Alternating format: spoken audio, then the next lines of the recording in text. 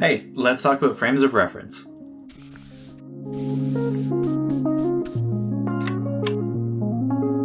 Hi, I'm Mike, and welcome to my channel where I like to talk about games and game design. And today I thought it would be a good idea to talk about something that's pretty fundamental in making video games, and that is frames of reference or coordinate systems. Now this topic can get very math heavy pretty quickly, but my goal for today is to try and avoid all of that, because I think while it's important to know the math, I also don't think it should stop you from making games. So I just want to give you a framework to work from so you understand the concepts behind them. And then if you want to do a deeper exploration into the math behind all of it, you can definitely do that at a future date. So the reason that frames of reference are so important in making games is that if you are able to choose the correct frame of reference for the task you're trying to accomplish, it can greatly simplify your life. Let's say you have an object on the ground that you want a character to pick up and walk around with. The best way to do that, as you know, is to reparent the object from the world to the character. And essentially what this is doing in the background is changing the object's frame of reference. Now, before we get too much further into it, there are a couple of things that I do want to say, just so that you're aware of them. The first is that frames of reference as a concept are not unique to video games or game design. And some of the terms, and specifically the names of the different frames of reference that I'll be using in this video, are not necessarily going to be applicable to contexts outside of game design, so just be aware of that. And the second thing is that frames of reference and coordinate systems are technically slightly different, but are often used interchangeably in the context of video games. So my plan for the rest of the video is to go through the 5 different commonly found frames of reference in video game design. And we'll start with, it's called local space, also known as model space, and we'll go straight through until it's rendered to the screen. So, in order, we're going to cover local space, world space, and then view space, and then clip space, and then screen space. So, plan in place, let's get into it. We'll start with local space. So, local space, also known as object or model space, is the coordinate system in which the object or model is created.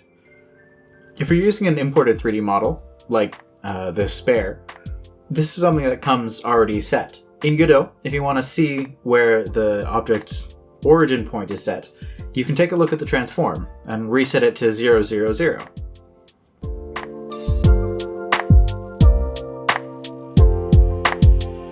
Now, I'm going to use this house model that I've created using only the mesh instance primitives in Godot, and we'll continue to use this as the demonstration of the differences between the different spaces that we're working in. We're going to move pretty quickly into world space now, because world space and local space are very intertwined in how you think about them. So let's get into it. World space.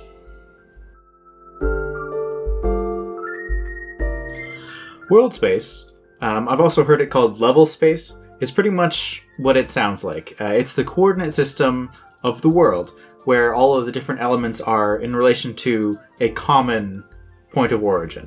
So we'll add the house into the world space and place it in a position in that world space. You'll notice that world space and local space have a lot of similarities. So the question is, why would you choose to use one over another? Let me try to explain this with an example. So let's say we add this capsule representing a person to this scene, and we want to attach them to their house.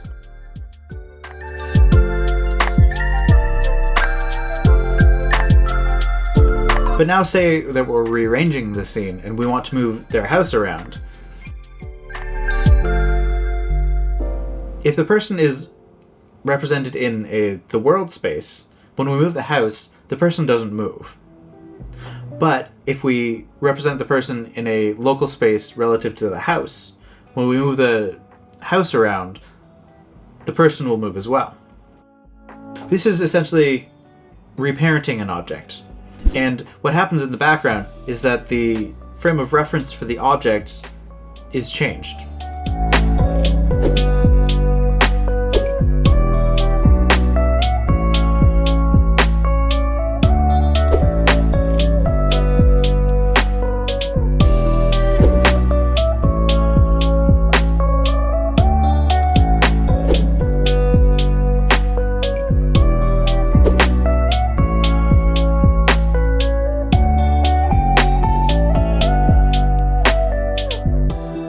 So the last thing that I think can get a little confusing is that there isn't just one local space. You can, in theory, have as many local spaces as you want, kind of local spaces nested within local spaces.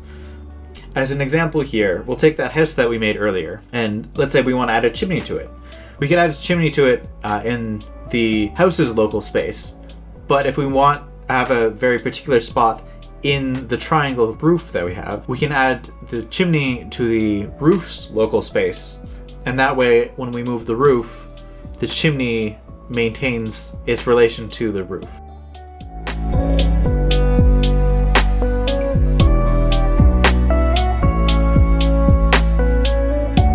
So next up in the order is view space, also called camera space, or I've even heard eye space. And it's called that because it has shifted the point of origin to the position of the camera. So everything is calculated based on where the camera is located.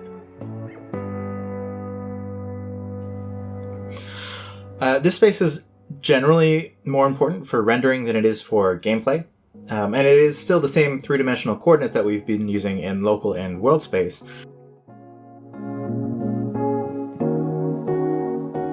One way that this frame of reference can be used is with the depth buffer shader that I was demonstrating in my last shader video. If I throw on the depth buffer, you can kind of see that the fog comes in based on the distance from the camera. Moving from view space, up next we have clip space. Clip space was the hardest for me to get my head around originally. And I think it's the best way to sum up clip space is that clip space takes the view space, compressed it down onto a two-dimensional plane, where the parts that the camera cannot see are clipped off. The point of origin here is basically the center of the screen in the range of -1 to 1. Clip space is important for rendering, but there's fewer effects that you can do in clip space, because any post-processing effects you would generally want to do on screen space.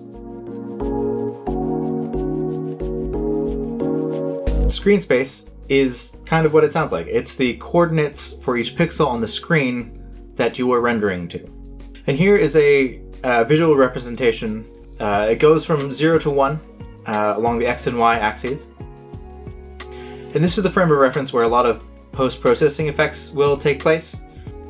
But the only gameplay-related things that involve screen space at all are raycasting from a mouse click to a point in the 3D scene. So that was a quick tour through all of the spaces that are commonly used when making games.